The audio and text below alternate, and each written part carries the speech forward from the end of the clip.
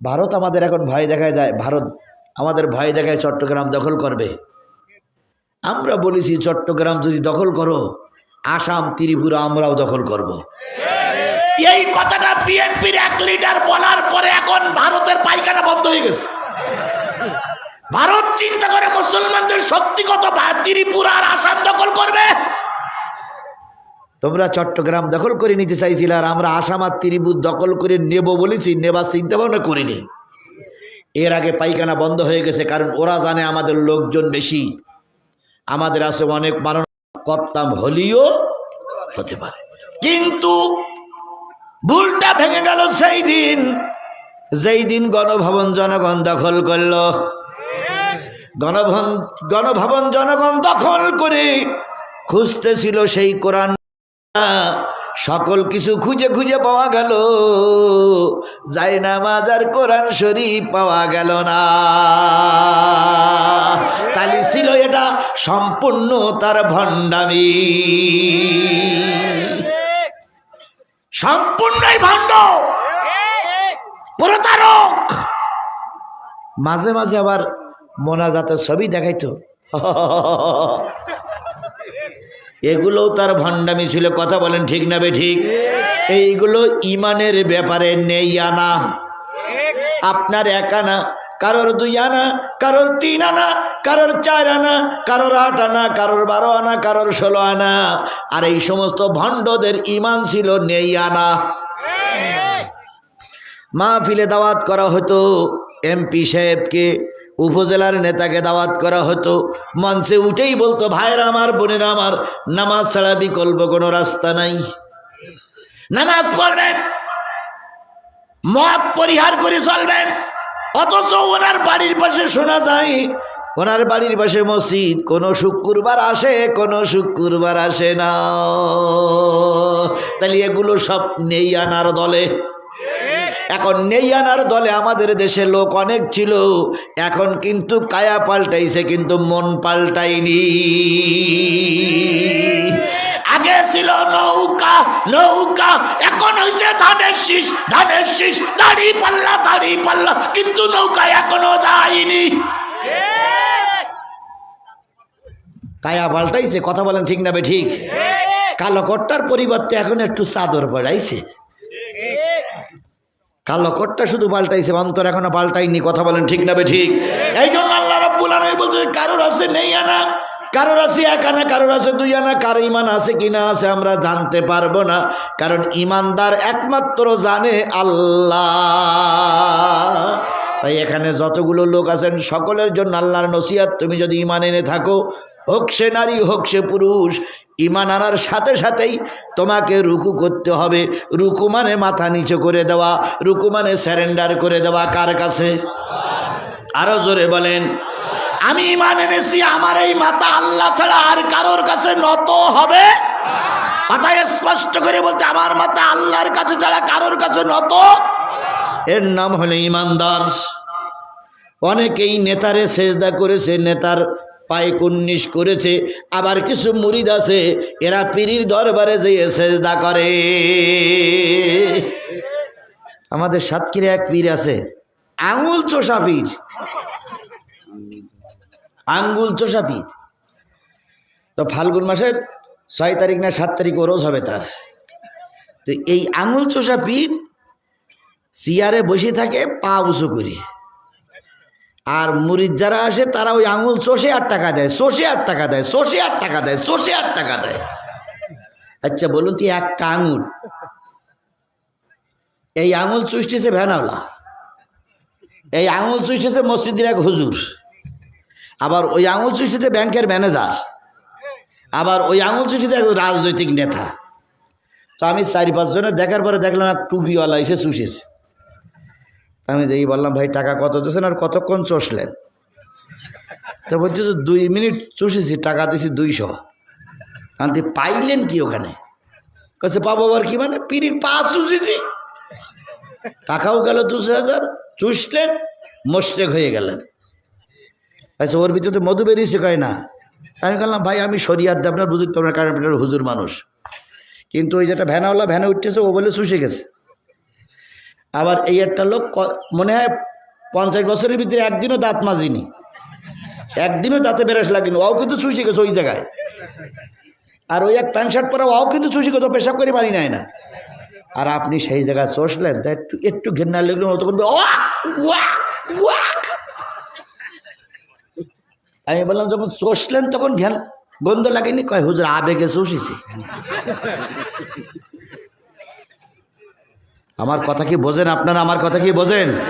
এইরকম আবেগে চষা পীরির পা চষা, পীরির দরবারে সিজদা করা, পীরির দরবারে বউ খেদমত করতে পাঠাই দেওয়া, এরকম মুরিদ আমার সমাজে আছে না নাই? তোমার স্ত্রী অন্য কাউকে দেখা অন্য কাউকে দেখলে কবিরা গুনাহ হবে। আমি হুজুরও যদি তোমার বাড়ি যাই আর তোমার বিবি যদি আমার খেদমত করে, নিশ্চয়ই এটা কবিরা গুনাহ। হুজুর ঘরের ভিতরে শুয়ে আছে, বউ গেছে খেদমত করতে, দরজা বন্ধ করে বউ আর হুজুর যে কি খেদমত হচ্ছে আল্লাহই ভালো জানে। হুজুর কিন্তু ফেরেশতা না, হুজুরের কিন্তু ছেলে মেয়ে হয়, কি হয় না? হুজুরের কাছে বউ পাঠাই দেছো, বাইরে বসে আছো কেরামতুল্লাহ চাচা। একজন আসছে, কয় আমি একটু হুজুরের সঙ্গে দেখা করবো। কয় না, আমার স্ত্রীর সঙ্গে হুজুরের স্পেশাল আলাপ হচ্ছে। কি আলাপ যে হচ্ছে আল্লাহই ভালো জানে, আর ফেরেশতা জিবরাইল জানে। জ্ঞানের বাতি জ্বইলা গেছে টুনটুনা টুনটুন, জ্ঞানের বাতি জ্বইলা গেছে টুনটুনা টুনটুন, বাতি নিভা গেছে টুনটুনা টুনটুন, কাপড় খুইলা গেছে টুনটুনা টুনটুন। এই জাতীয় পীর আমাদের সমাজে বেশি না কম? এই জন্য বলি পীর সম্মানিত জিনিস। পীর সম্মানের আমাদের চরমনায় পীর সাহেবকে আমরা সম্মান করি, সরসিনার পীর সাহেবকে আমরা সম্মান করি। যে পীর হকের পক্ষে আছে আমরা তাদেরকে স্যালুট জানাই। পীরিদের আবার সব পীরিদের ঘৃণা করা যাবে না। সর্বপ্রথম এই দেশে কোরআন এবং হাদিস টুপি আমদানি করেছিল পীর সাহেবেরা। শাহজালাল এই দেশে টুপি নিয়ে আসেনি, শাহপরান এই দেশে টুপি নিয়ে আসেনি। সুতরাং পীর সাহেবরা ঘৃণার পাত্র নয়। তবে আল্লাহর বিধান হলো, আমি ইমানদার, আমার মাথাটা কার কাছে নত হবে? আল্লাহ ছাড়া আর কারোর কাছে। সম্ভবত জামালপুরীর এক এমপি এলাকায় আসছে, তো সবাই এসে পা ধরে ধরে কুর্নিশ করতেছে, পা ধরে ধরে সালাম করতেছে, মাথা নিচু করে কেউ কেউ এমপির পায়ে চুমাও খাচ্ছে। মসজিদের ইমাম সাহেব আসছে, এসে মোসাফা করলো, সালাম দিয়ে চলে গেল। নেতা বলতেছে এরা কে রে? এই মসজিদের ইমাম। পায়ে ধরে কুর্নিশি করলো না, সালামও খেলো না, চুমো খেলো না, ডাকার পরে বলতে এই বাড়ি কোথায়? নরসিংদী। কয় বছর আছো? কয়েকদিন আসছি। তো তুই আমার সালাম করলি না কেন, পা ধরে কুর্নিশ করলি না কেন? ইমাম সাহেব বলতেছে একমাত্র আমার মাথা আল্লাহর কাছে ছাড়া আর কারো কাছে নত হবে না। ইমাম সাহেবকে পিটাই আহত করে চাকরির থেকে ফিরাই দিল। 3 মাস যায়নি, মাত্র 3 মাস পার হয়নি, এমপি সাহেবের স্ট্রোক করে সম্পূর্ণ ডাইন পাশ অবাস।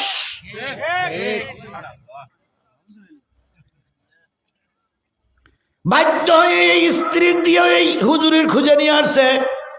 হুজুর এসে বলতেছে এমপি সাহেব আমার কিছু করার নাই, তুমি হইলে সরকারের গোলাম আর আমি হলাম আল্লাহর গোলাম। তুমি সরকারি দলে এমপি, তোমার গায়ে হাত দিলে পুলিশ পাঠাই প্রতিশোধ নেয়, আর আমি আল্লাহর এমপি, আমার গায়ে হাত দিয়েছ, স্বয়ং আল্লাহ প্রতিশোধ নিয়েছে। কথা ঠিক না বেঠিক? আলেমরা কার প্রতিনিধিত্ব করে? আরো জোরে বলেন, আলেমরা কার প্রতিনিধিত্ব করে?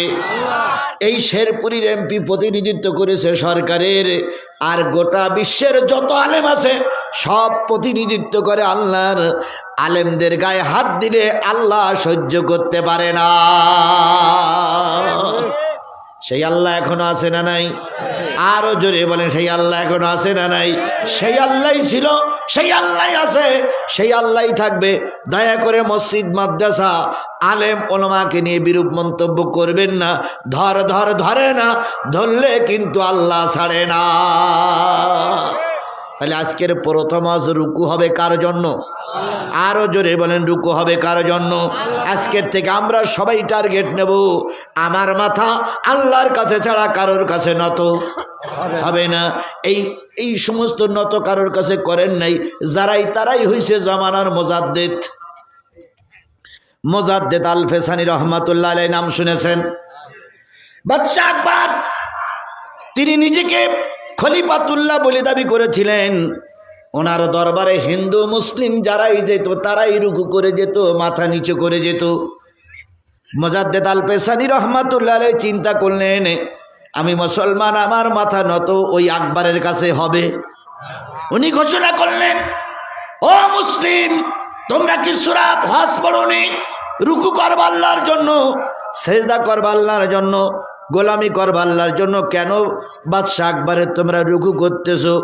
এই সংবাদটা কিছু দালাল মার্কা মৌলবি যেয়ে বাদশা আকবরের কাছে বলল, ও স্যার, সবাই আপনার পক্ষে, কিন্তু মোজাদ্দেদ আল ফেসানি আপনার বিরুদ্ধে। এইরাম কিছু দালাল মার্কা হুজুর তখনও ছিল, এখনো এই মজলিসে আছে। বিগত 15.5 বছর ওই দালাল মার্কা হুজুর যদি না থাকতো, আল্লামা সাঈদী জেল খাটতো না। এক মসজিদে এক এমপি সাহেবের দাওয়াত করিয়ে আনা হয়েছে, এমপি সাহেবের মসজিদ করি নেবে। তাই ইমাম সাহেব বলতেছে, স্যার আপনি আইছেন, আমরা ধন্য। স্যার আপনারা সরকারি দলের লোক, আর আমাদের জননীর নাম কোরআন শরীফে আছে। এমপি সাহেব বলতেছে, জননীর নাম কোরআন শরীফ আছে, এ তো জীবনেও কোনোদিন শুনিনি। হুজুর কি বলতেছেন? কয় হায়, শেখ হাসিনার নাম কোরআন শরীফে আছে। তো হুজুর বলতে, হুজুর ওই এমপি সাহেব বলতে, হুজুর আপনি ঠিক বলতেছেন না বেঠিক বলতেছেন? ঠিকই বলতেছে। তো একটু পড়েন তো। হুজুর তখন বলতেছে, রব্বানা আতিনা ফিদ দুনিয়া হাসিনা অফিল আখিরাতে হাসিনা ওয়াকিনা আযাবান নার। এই যে কিছু হাদিয়া নিয়ে কি বানাবে? মসজিদ বানাবে। এরকম পাম্পট্টি দিয়ে অনেক শয়তানকে ফুলেই ফাবেই বড় করা হুজুর আমাদের সমাজে এখনো আছে, তখনও ছিল। ও লোক চিন্তা করছে, হায় রে আল্লাহ, তো জীবনেও শুনিনি। দিতে চাইছিল 50 দেশে 2 লাখ। হুজুর বলতেছে, দেখো একবার হাসিনার নাম ঢুকুই দিছি 2 লাখ, আর এবার যদি মুজিবারের নাম ঢুকুইতে পারি সামনে পাবো 4 লাখ। ইমান থাক আর যাক, টাকাই ওদের মুখ্য উদ্দেশ্য। ইমান থাক আর যাক, ওরা ধর্ম নিয়ে ব্যবসা করেছে। কথা বলেন ঠিক না বেঠিক? তাই একদল বলেছিল শেখ হাসিনা কওমি জননী, আর একদল বলেছিল শেখ হাসিনা আপনি জান্নাতি। আমি অত দূর যাব না। মোজাদ্দেদ আল ফেসানি রহমাতুল্লাহ আলাইহি ঘোষণা করলেন, বাদশা আকবরের কাছে মাথা নত হবে না। মাথা নত হবে কার কাছে? আর একটু জোরে বলেন, মাথা নত হবে কার কাছে? বাদশা আকবরের কাছে এই সংবাদ চলে গেল। মোজাদ্দেদ আল ফেসানিকে চিঠি লিখল, হুজুর আপনি ফাউল কথা বলতেছেন, দেশে অশান্তি বাঁধাচ্ছেন, আপনার সঙ্গে আমার বোঝাপড়া হবে, আপনি আমার দরবারে আসুন। মোজাদ্দেদ আল ফেসানিকে বলা হলো, শুক্রবারের দিন আসরের নামাজের পরে আপনি আমার সঙ্গে দেখা করবেন। মোজাদ্দেদ আল ফেসানি সম্মতি হলেন যে বাদশা ডেকেছেন, না যেয়ে পারা যাবে না। এবার মোজাদ্দেদ আল ফেসানি আসরের নামাজ পড়ি হাতে একখানা তসবি নিয়ে দরবারে যাচ্ছে। দরবারে যারা যায় তাদের মাথা নিচু করে যেতে হয়। গেটটা এমন করে সাজানো, গেটের ভিতরে ঢুকলেই মাথা নিচু হয়ে যায়। মোজাদ্দেদ আল ফেসানি রহমাতুল্লাহ আলাইহি এইবার গেটের সামনে যেয়ে দেখে যে গেটটা এমন কায়দা করা, এখানে ঢুকলেই সেরেক হয়ে যাবে।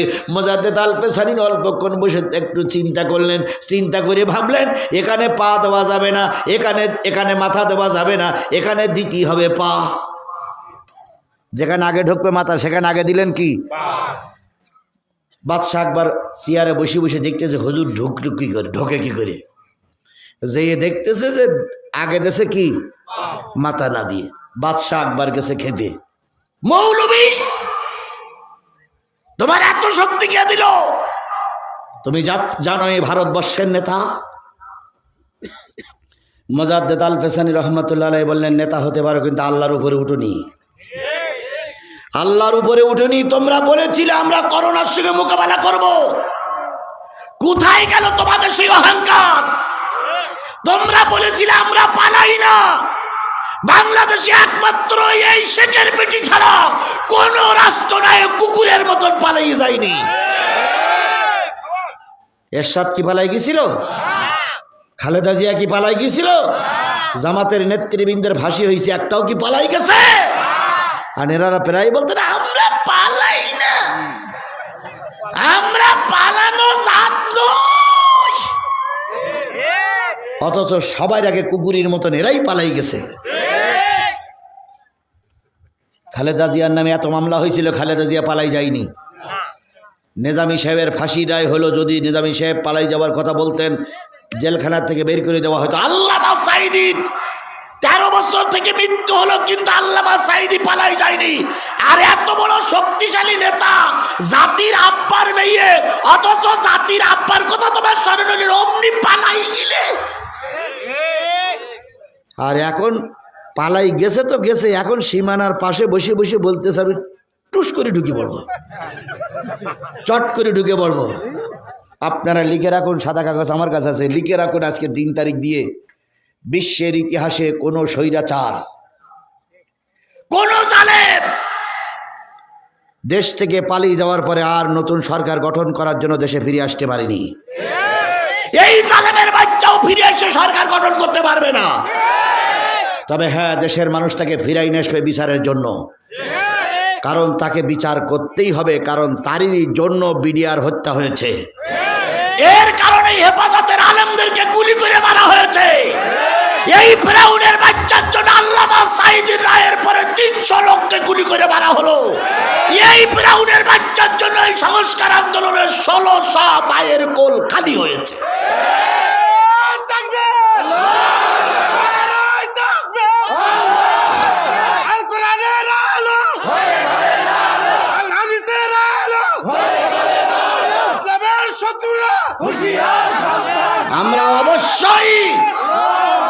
আমরা অবশ্যই তাকে ফিরিয়ে এনে বিচারের আওতাধীন করব। আর এখন কিছু লোক এদিক থেকে আবার ওই হক্কাহুর সঙ্গে সুর মিলাচ্ছে। ও বলতেছে চট করে ঢুকি, বারবার এদিক থেকে বলছে ম্যাডাম আসেন আমরা আসি।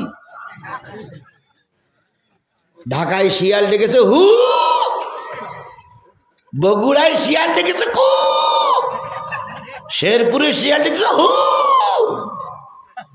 একবারও শিয়াল দেখতেছে না, আমার বাচ্চা হওয়ার সময় হয়েছে, আমার এখন হু করার সময় নেই, এখন হু করার সময় নেই।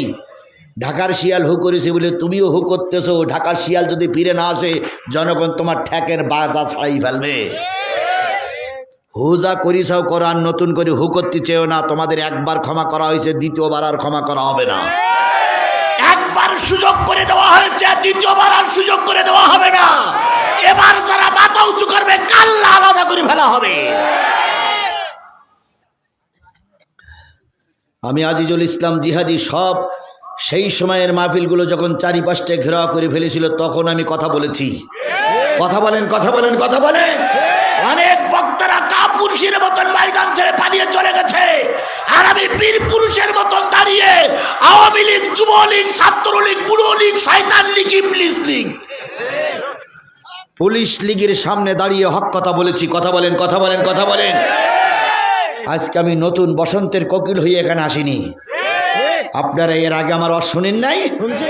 সেই সময় বাঘের বাচ্চার মতন কথা বলছে। আর এখন তো কথা গোপন করার প্রশ্নই ওঠে না, কারণ এখন ডাইনে বামে সামনে পিছনে সব আমার দলের লোক। এখানে বিএনপি জামাতের লোক দিয়ে ভরা। কথা বলেন ঠিক না ঠিক? আওয়ামী লীগের 2-1 আছে টুপি টুপি মাথায় দে,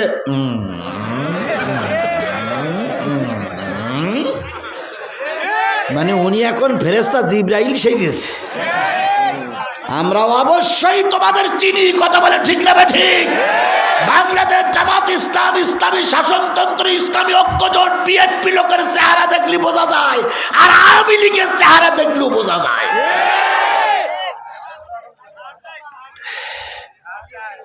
কথা ঠিক না বে ঠিক? আরে ভাই ছাড় দেওয়ার তো প্রশ্নই ওঠে না। ছাড় নাই কথা আপনারা বলবেন কেন? আমি জীবনে ছাড় দেইনি, আর এখন ছাড় দেওয়ার প্রশ্নই ওঠে না।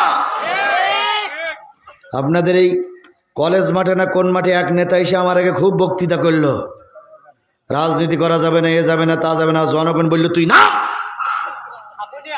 হাপুনিয়া নাম বেয়াদব। শেষ পর্যন্ত যাচ্ছে আর বলতেছে জিহাদি কি করে ওয়াজ করবো দেখে নিচ্ছি, দাঁড়া। প্রশাসনের লোকজনের বললো, প্রশাসন যখন আসলো তখন আমি বললাম আপনারা থানার মানুষ, শান্তি শৃঙ্খলা বজায় রাখার দায়িত্ব আপনাদের। কারোর কথার উস্কানিতে যদি আজকে মাহফিলের পর আক্রমণ করেন, জনগণ কিন্তু আঙুল চড়বে না। আর জনগণকে বললাম যার যা আছে তাই নিয়ে তৈরি থাকো। সারা জীবন জিহাদি রস করেছে, আজকে জিহাদ শুরু হবে, দেখি ওরা গুলি করে কয়টারে মারতে পারে। সেদিন আমার ওইখান থেকে যে বের করে নিয়ে গেছিল সে অবশ্যই আমার সঙ্গে আছে আজকে। পুলিশ তখন থমকে গেল যে 20,000 জনগণ, আর হুজুর বলিছে যা যা আছে তাই নিয়ে তৈরি থাকো। এখন এই 20,000 জনগণ যদি আমাদের ঘাড়ের পরে ঝাঁপিয়ে পড়ে, আমরা 15 জন পুলিশ কয়টারে গুলি করে মারবো? পুলিশ বাধ্য হয়ে দূরে দাঁড়াই থাকলে হুজুরি ধরবে। আমি আমার সাথীকে বললাম যে যেভাবে বেরিয়ে যেতে, সাথী বললেন যে মোটরসাইকেল রেডি। আমি মঞ্চের থেকে নেমে গেলাম, পুলিশ স্টেজের মধ্যে হুজুর গেল কই?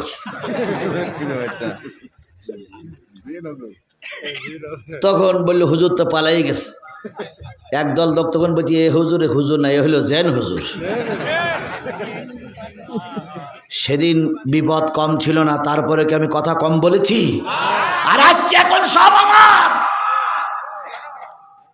ডাক্তার মোহাম্মদ ইউনূস থেকে শুরু করে শেরপুরের ওসি পর্যন্ত আমার। সুতরাং এখন আর কথা গোপন করার কোনো প্রশ্নই আসে না। মুজাদ্দিদ আল পেছানি মনে আছে তো? মুজাদ্দিদ আল পেছানি মাথা না ঢুকেই কি ঢুকালেন? জালেম সরকারের মাথা নড়ে গেল।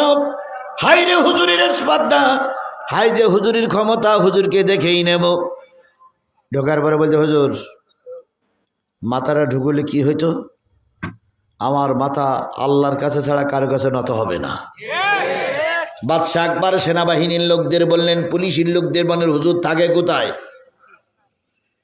বাঁচা পানা আপনার মঞ্চের পিছনে একটা বড় বট গাছ, ওই বট গাছের নিচে একটা তাঁবু আছে, সেই তাঁবুতে হুজুর থাকে।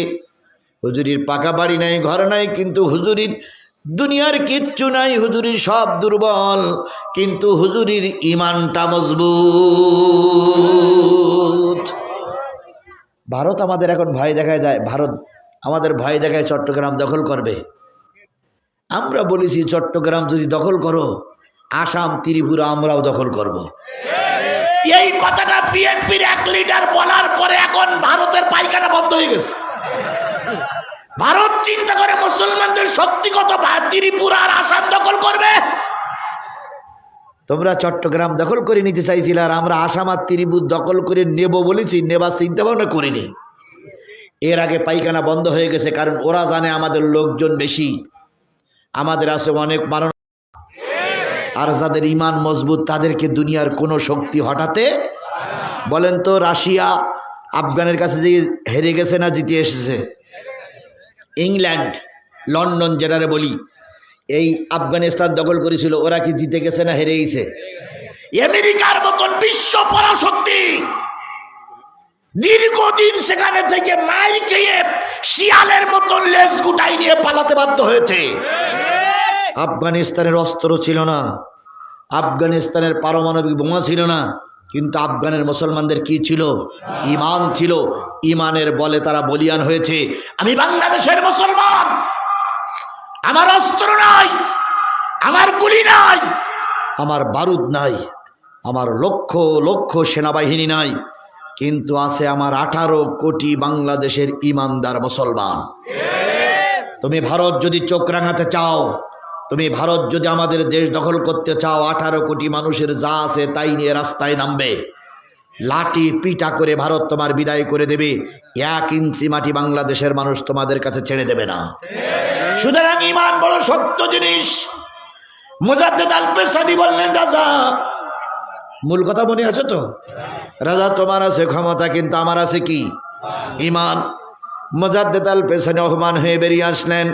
দরবার থেকে বেরিয়ে তিনি বাইরে দাঁড়িয়ে একটু আকাশের দিকে মুখ উঁচু করে বললেন, মালিক, বাদশাহ আকবর আমাকে আজকে অপমান করেছে, দুনিয়ার কেউ দেখিনি, কে দেখেছে?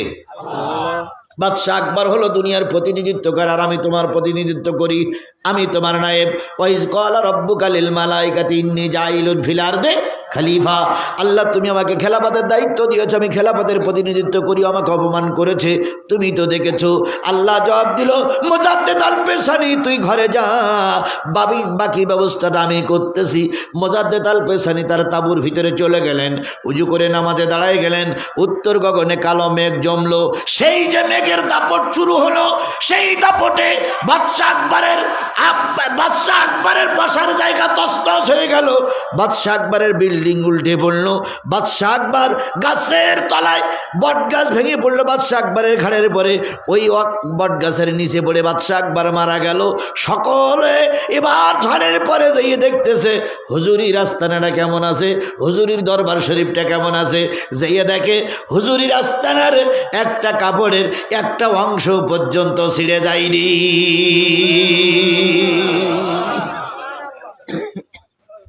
তোমরা কারে ভয় দেখাও? আমরা সেই মুজাদ্দেদ আল পেশানির উত্তরসূরি, কথা বলে ঠিক না বেঠিক? ভয় দেখাবার আমপন্থী বামপন্থীদের দেখাও।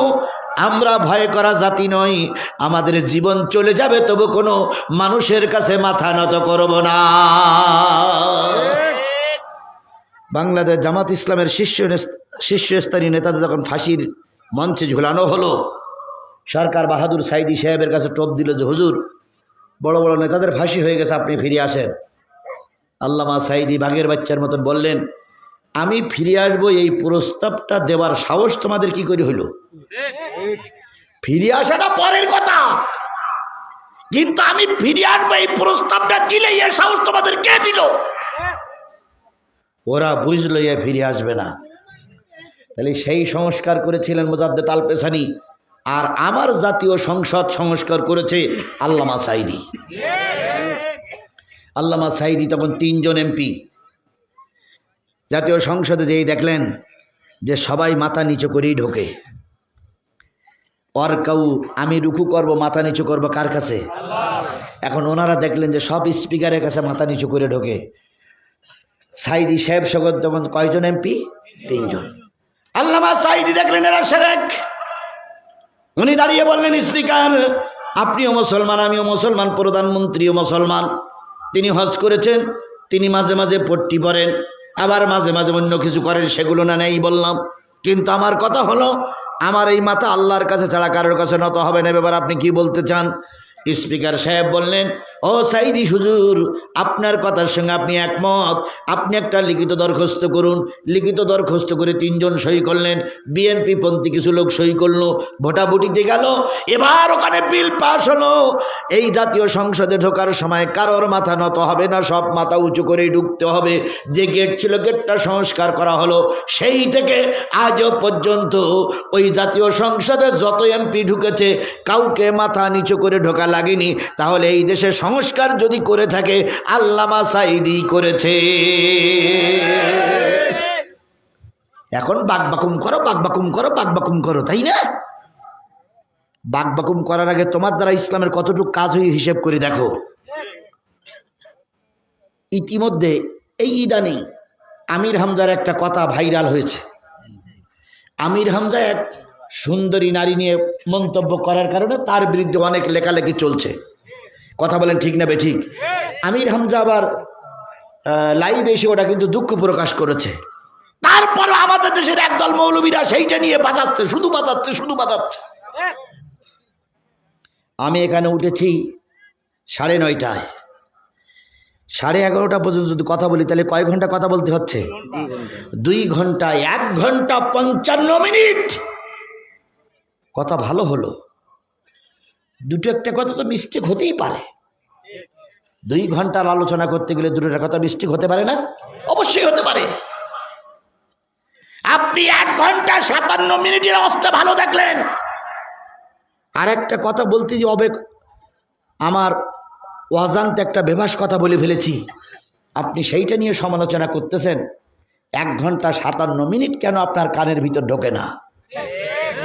আপনি যদি এতই সমালোচনা করেন 1-2 ঘন্টা আলোচনা এই চেয়ারে বসে করুন তো। আপনি 2 ঘন্টা বসে এই চেয়ারে বসে আলোচনা করুন।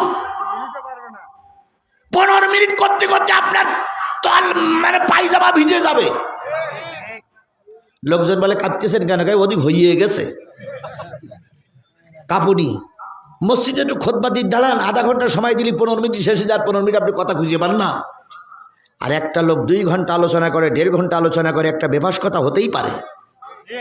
তারপরে তিনি যে কথাটা বলেছেন আমরা আলেমরা কেউ বেফাস বলে মনে করি না। তিনি যুইয়িনা লিন-নাসি হুব্বুশ শাহওয়াতি মিনান নিসা, এই আয়াতের আলোচনা করতে গিয়ে বলেছেন যে বিশ্ব সুন্দরী ছিল হলো আদমের স্ত্রী হাওয়া আলাইহিস সালাম, বিশ্ব সুন্দরী ছিল জুলাইখা, বিশ্ব সুন্দরী ছিল ফাতেমা। এই কথা বলতে গিয়ে এখন বিশ্ব সুন্দরীদের কাতারে অমুক লোকটার নাম পাওয়া যায়। এই কথাটা বলার থেকে তার পিছনে ঢাক ঢোল পিটাচ্ছে একদল মৌলবীরা। ভালো কথাগুলো তোমরা শুনবা না, যত খারাপ কথাগুলো শুনবা। সুতরাং সাইদি সাহেব জেলে গেছে, সাইদি সাহেবের ফাঁসি হয়েছে, তার মূলেও ছিল একদল মৌলবী, তার বুলি ছিল একদল মোনাফেক। আজকে আমাদের এই কথাগুলো বলতেছি আমাদের ভুল ধরার জন্য। কালকেই কিছু কিছু লোক বলবে ও জিহাদি সাহেবের আইনে কি হইল, এই বলিছে সেই বলিছে। তা তুমি যদি এত ভালো বোঝো আসো দিন বন্দিকে আধা ঘন্টা আলোচনা করো দিন দুলা ভাই। সুতরাং ভুল ধরার আগে, কাউকে নিয়ে সমালোচনা করার আগে নিজেকে শোধরাও, নিজেকে আগে সংশোধন করো। আমাদের যে ত্রুটি নেই তা আমরা বলবো না, ত্রুটি আমাদের হতে পারে, কিন্তু কাজ বেশি করে যে ভুল তার বেশি হয়। কথা বলেন ঠিক না বেঠিক? যে ব্যক্তি কাজ করতে পারে না তার ভুল হয় না। বোবা লোকের শত্রু নাই, কারণ সে তো কথাই বলতে পারে না, তার শত্রু কি করে হবে? সুতরাং বোবা লোকের শত্রু নাই, যে কথা বলে তার শত্রু হয়। আল্লাহ জাতির হেফাজত করুক। তাহলে রুকু করব কার জন্য? আরো জোরে বলেন, রুকু করব কার জন্য? আল্লামা সাঈদী বিল উত্থাপন করলেন, বিলটা পাস হয়ে গেল। সেইখান থেকে আজও পর্যন্ত আমার দেশের জাতীয় সংসদ শিরক মুক্ত।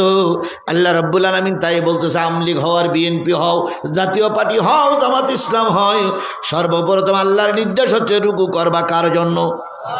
অসজুদু, সেজদা করব কার জন্য?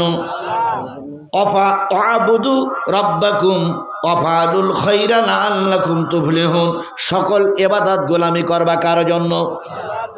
ওয়া'বুদু রাব্বাকুম ওয়াফআলুল খায়রা লাআল্লাকুম তুফলিহুন, ভালো ভালো কাজ করো, আশা করা যায় আল্লাহ পাক সফলতা দান করবে। এই যে দান করলেন, এটা কি কাজ? ভালো কাজ। একজন লোকের দাওয়াত করে খাওয়ালেন, এটাও কি কাজ? আয় বাবা, নির্বাচনে একজন ভালো প্রার্থীর জিতাই ক্ষমতায় বসালেন, এটা কি কাজ? পথে একটা কাটা পড়ি আছে, কাটাটা তুলে দিলেন, এটা কি কাজ? একটা ছাগল দড়িতে জোড়ায় পড়ে মারা যাচ্ছে, ওই ছাগলটার দড়ি খুলে দিলেন, এটা কি কাজ? এভাবে সালাম করা ভালো কাজ, একটা মানুষের আপ্যায়ন করা ভালো কাজ। এবার বলুন তো, বিয়ে করা কি কাজ? বুঝে শুনে বললেন, বিয়ে করা কি কাজ? কেন ভালো কাজ? বিয়ে করলে মানুষের চরিত্র কি হয়? ঠিক থাকে, চরিত্র ঠিক থাকে, সে আর ভাঙা বেড়ার দিক তাকায় না। বিয়ে করলে আল্লাহ শরীর স্বাস্থ্য ভালো করে দেয়, বিয়ে করলে নবীর বংশ বাড়ে, এই জন্য বিয়ে করা ভালো কাজ। বিয়ে করলে নবীর উম্মত বেশি হয়, বিয়ে করলে সন্তানাদি হয়। এবার বলুন তো, বিয়ে করলে সন্তানাদি হয়, বিয়ে না করলেও সন্তানাদি হয় না? অনেক সময় অবৈধ পন্থায় হয় কি হয় না? তাহলে বিয়ে করলে কাজটা যা, বিয়ে না করলেও কাজটা তাই। বিয়ে করলে ঘরের ভিতরে গোপন জায়গায়, স্পেশাল একটা সুন্দর জায়গায় মেলামেশা করার পরে সন্তান হয়। আর বিয়ে না করলে চুরি চুরি করে করে আকাম কুকাম করে সন্তান নিতে হয়।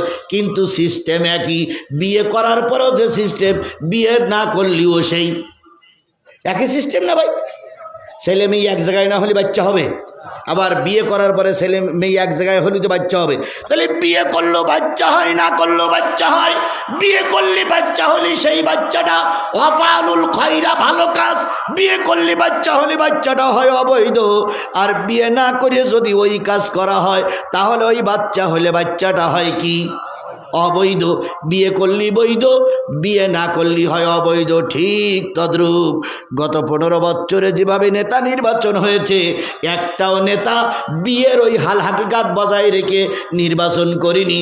বিয়ে করতে গেলে প্রথম মেয়ে দেখা লাগে, তারপরে ছেলে মেয়ে দেখা লাগে, তারপরে বাড়ি ঘরদোর দেখা লাগে, তারপর অনেক কিছু করার পরে এবার বিয়ে হয়। বিয়ে করার পর আজকে বিয়ে করলে কালকে কি সন্তান হয়? কমপক্ষে কয় মাস? 9 মাস 10 দিন অপেক্ষা করা লাগে, তারপরে যে বাচ্চাটা হয় সেই বাচ্চাটা বৈধ না অবৈধ? বৈধ। নির্বাচন করতে গেলে প্রথম নির্বাচনের দিনখান ঠিক করা লাগে, তারপরে নেতারা প্রতীক চিহ্ন বরাদ্দ করা লাগে, টাকা সাবমিট করা লাগে, উইড্রো করা লাগে। দিন পরে জনতার কাছে ভোট চাওয়া লাগে। ভোট চাওয়ার পরে জনগণ এবার ভোট কেন্দ্রে যায়। ভোট দেওয়ার পরে ভোট গণনা হয়। 4 জন 5 জনের ভিতরে একজন জিতে গেল। ওই যে ব্যক্তি জিতে গেল সেই নেতা হলো কি নেতা? বৈধ নেতা। তাহলে বৈধ নেতার দ্বারা সমাজে ভালো কাজ হবে। বিয়ে করার পরে যেমন সন্তান হলে অবৈধ হয়, যারা বিগত 15টা বছর আমাদের ভোট দিতে না দিয়ে রাত দিনের ভোট রাতে করেছ, বিয়ে করার না করার পরে যে সন্তান হয় ওটা যেমন অবৈধ, বিগত 15.5 বছরে যত নেতা ছিল ইয়াগুলো অবৈধ।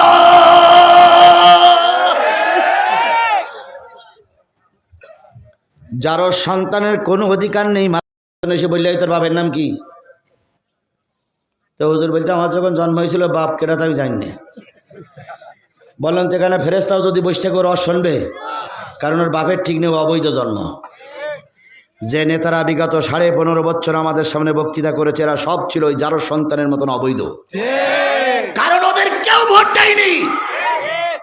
এদের কোনো অধিকার ছিল না খালেদা জিয়ার বিচার করার, এদের কোনো অধিকার ছিল না আল্লামা সাঈদীর বিচার করার, এদের কোনো অধিকার ছিল না মতিউর রহমান নিজামীর বিচার করার, কারণ এরা বিয়ে ছাড়াও অবৈধ মায়ের মতন অবৈধ নেতা।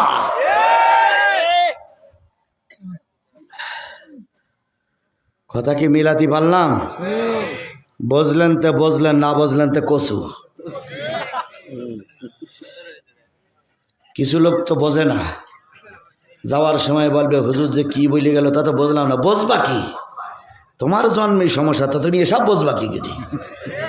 তুমি তো অজন্মা কুজন্মা নেতাদের সঙ্গে এতদিন ঘুরিয়ে বেড়াইছো, তুমি এসব বুঝবা না, এসব তোমার বুঝি আসবে না। এসবগুলো তোমার কাছে রাজনীতি মনে হবে। কথা বলেন ঠিক নেবে? ঠিক। কিছু কিছু নেতারা এখন বলে রাজনীতি করবে না। আরে বাবা, রাজনীতি করবো না তো কি নীতি করবো? কই শেখ হাসিনার নাম ধরার দরকার নেই। বলুন তো শেখ হাসিনা আর ফেরাউন এর ভিতরে কোনো পার্থক্য আছে? তাহলে ফেরাউনির নাম কোরআন শরীফ আছে, নামাজে ফেরাউনির নাম পড়া যায়, ওয়াজে ফেরাউনির নাম করা যায়, মোনাজাতে ফেরাউনির নাম বলা যায়। আর আমরা ওয়াজে শেখ হাসিনার নাম বলতে পারবো না কেন? ও ফেরাউনি থেকে আরো নিচে, আরো নিচে, আরো নিচে। আবু জেহেলের নাম কোরআন শরীফ আছে, আবুল আহাবের নাম? তাহলে আবুল আহাবের নাম কোরআন শরীফ আছে, এ শেখ হাসিনা আবুল আহাবের সেই আরো 3 ধাপ নিচে। তবে আবুল আহাবের রস করা যায় আর শেখ হাসিনা রস করা যাবে না, মানে এখন থেকে আবুল আহাব বাদ দিয়ে শেখ হাসিনার ওই অজি করা লাগবে। মামুনুল হক নাম শুনেছেন? মামুনুল হক এখানে হেফাজতের লোক অনেক আছেন, আমি ভাব দেখে বুঝ দিছি। খেলাফত মজলিস সাইকুল হাদিসে মামুনুল হক এক ওয়াজ করতে যেই বলতেছে, ভাই আপনারা তো বলেন এটা বলা যাবে না ওটা বলা যাবে না, আসল ঘটনা কি বলবো? তো জনগণ তো বলতে বলেন। কয় ফেরাউন মারা গেছে না বেঁচে আছে? তো জনগণ বলতে গেছে মরে। কয় নিশ্চয়ই ওর কোনো জায়গায় কবর দেওয়া আছে পিরামিডের ভিতরে, ওখান থেকে হাড় কঙ্কালগুলো নিয়ে আসে। এই নিয়ে আমাদের দেশে 1 গ্লাস পানি নেন, নিয়ে ওই পানির ভিতরে হাড় কঙ্কালগুলো চুবান, ধুয়ে ধুয়ে ধুয়ে ধুয়ে আবার জায়গায় রেখে আসেন। পানির একটা রং হবে। নমরুদ যেখানে শুয়ে আছে ওখান তো নমরুদি তুলে আসেন, এনে নমরুদি হাড় কঙ্কালগুলো পানির ভিতর ঢুকান, চুবান, চুবালে একটা রং হবে। আবু জাহেল কুয়ার ভিতরে পড়ে আছে, হাড় কঙ্কাল যা আছে দুগুনে কান তুলে নিয়ে সুবান, সুবাইলে একটা রং হবে। আর ওর সঙ্গে আরেকটা হুজুরির ঢুকান, আবদুল্লাহ বিন উবাই। কারণ সব এই জালেমদের দ্বারা ক্ষতি হয়নি, আবদুল্লাহ বিন উবাইয়ের মতো হুজুরদের দ্বারাও ক্ষতি হয়েছে। তো আবদুল্লাহ বিন উবাই নামক হুজুরির নিয়ে এসে এর ভিতরে সুবান, সুবানের পরে পানির 1 গ্লাস হবে। গ্লাসের রং হবে, সেই পানিটা বাংলাদেশের কোনো একজন নারীকে খাওয়াবেন। খাওয়ানোর পরে ওই নারী যদি গর্ভবতী হয় আর ওই নারীর পেটের থেকে যদি কোনো সন্তান দুনিয়ার মুখ দেখে, সেই সন্তানটা যদি মেয়ে লোক হয় তাহলে সেই সন্তানটা হবে শেখ হাসিনা।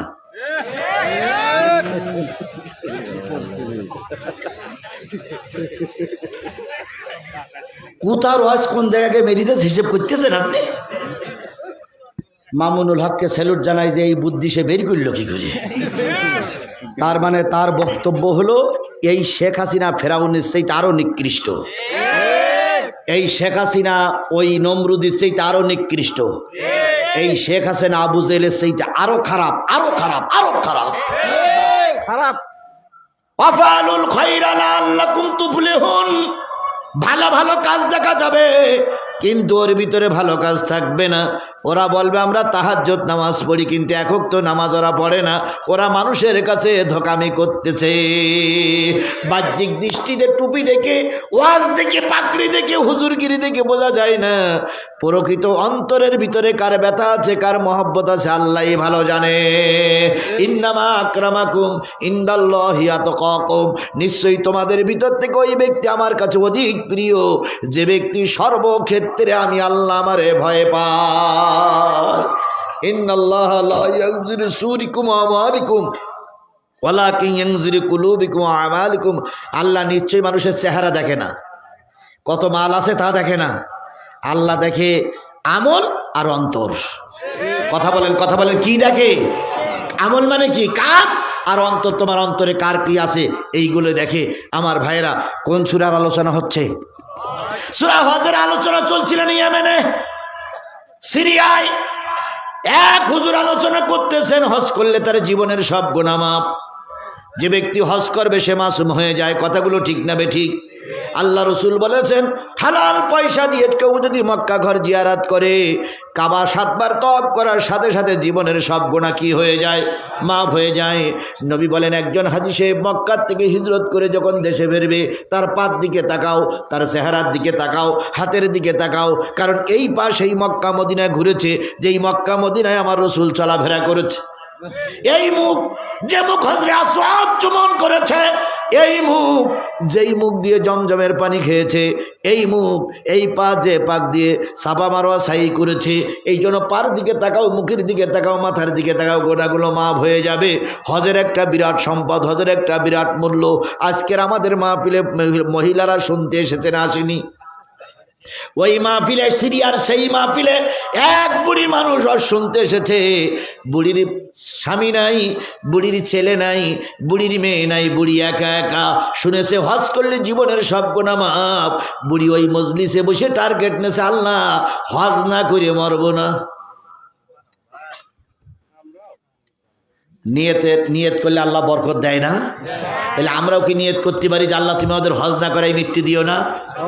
এই নিয়ত আমরা করতে পারি না ভাই, হজ না করে যেন আল্লাহ মৃত্যু না দেয়। আরে বাবা, নিয়ত করলে অনেক গরিব মানুষের হজ আল্লাহ কবুল করে, আর অনেক বড় লোক কোটি কোটি টাকার মালিক হজ করতে যেতে পারে না। আমি 16 সালে হজ করেছি, আমার জীবনের কথা বলছি। হজ করতে গেলাম, আমাদের কাফেলার ভিতর 40 জন, সেই 40 জনের একজন মোতাওয়াল্লি ছিল। আমিও সেই 40 দিনের ভিতরে হজ নসিহত করতাম। ঢাকাতে এক ভদ্রলোক গেলে মক্কা ঘরে, মক্কা শরীফে 7 দিন থাকার পরে হঠাৎ করে একদিন রাত্রি দেখি কাঁদতেছে খুব। কি হইল? তখনও হজের সময় আসেনি, আমরা একটু আগে গেছিলাম। কান্দো কেন? আমার মেয়ের জন্য পরাণটা খুব কাঁদতেছে। ও ভাই, মেয়ের জন্য পরাণ কাঁদে, আপনি একজন হজ করতে কয়? কোনো কথা না, আমি ফিরে যাবই। তো হজ করবা না? কয় না, আমার হজের দরকার নেই। এখন ওর মেয়ের জন্যই পরাণ কাঁদতেছে কি বোঝ জন্যই পরাণ কাঁদতেছে, আল্লাহই ভালো জানে। আমার জীবনের কথা কোরআন শরীফ সেই বলতেছে, আমার জীবনের কথা। এরপরে পরের দিন হজ কাফেলার যিনি লিডার, তিনি এসে অনেক বুঝালেন, আমরা সব বুঝলাম, কোনো কথা হলো না, যাবই। ফিরতি ফেলাইটি হজের আগে তিনি ফিরে আসলেন। ওর কপালে কি হজ ছিল? জোরে বলেন, ওর কপালে হজ ছিল? ওর কপালে হজ ছিল না, এই জন্য ও হজ করতে যাই ও হজ করতে পারিনি। আবার দেখবেন অনেক গরিব মানুষ সারা জীবন ভিক্ষে শিক্ষে করে, মাঠে কাজ করে, গাছের কাজ করে, মাঠের কাজ করে, ভ্যান চালায়, আর শুধু নিয়ত করে আল্লাহ আমাকে মক্কা ঘরে জিয়ারত করার তৌফিক দিয়ে দিও। গত এখান থেকে 3 মাস আগে একটা লোক আমাকে দাওয়াত করেছিল জয়পুরহাটে, 3 মাস না 6 মাস আগে জয়পুরহাটে দাওয়াত করেছিলেন মসজিদের মুয়াজ্জিন। তিনি খুব গরিব মানুষ, তিনি হজ করে ফিরে এসে আমাকে দাওয়াত করেছে, বলতেছে হুজুর আমার ঘর বান্ধা জায়গা নেই, মুয়াজ্জিনি করে মাত্র 1200 টাকা বেতন পাই, 2-3টা ছেলে মেয়ে হজ করে আসছি। আমি জিজ্ঞেস করলাম কি করে হজ করেছেন? আমি ছেলে মেয়েদের একটু কষ্টের ভিতরে রেখে বউটারে বুঝাইয়ে এলাকার কিছু মানুষের কাছে বলেছিলাম, তারা সাহায্য করেছে, আমি বড় হজ করে আসছি আলহামদুলিল্লাহ। গরিব মানুষ তার আল্লাহ হজ কবুল করলো, আর ধনী মানুষ তার কপালে হজ নেই। আমাদের সমাজে অনেক লোক দেখা যায় কোটি কোটি টাকার মালিক, এই বছর যাব, সামনের বছর যাব, পরের বছর যাব, এই টাকা জমা দিলাম, এই তদবির করতে করতে ইন্না লিল্লাহি ওয়া ইন্না ইলাইহি কাবুরুন। হজ হয় না এরকম প্রমাণ আমার সমাজে আছে না নাই? খালি হজ কবুল না হওয়ার ব্যাপারটা কার? আরো জোরে বলেন কার? বুড়িও হজ শুনে বাড়ি গেছে, নিয়ত করেছে কি করবে, কিন্তু বুড়ির পরিবারে কেউ নাই। বুড়ির একটা জিনিস আছে, সে জিনিস হচ্ছে চোখের পানি। ইয়া জাহাকু কালিলা ইয়া বুকু কাসিরা, বেশি বেশি কান্দ, কম কম হাসা, আল্লাহ কবুল করবে। বুড়ি ঘরে দিয়ে যাই নামাজ বিছেই কাঁদতে শুরু করছে। সকালবেলা ফজরের নামাজ পড়ে কান্দে, আল্লাহ তুমি আমাকে হাজি বানাও। বুড়ির বাড়ির পাশে ছিল এক কেলাব ঘর। কি ঘর? কেলাব ঘরে সাধারণত ছেলেরা কি করে?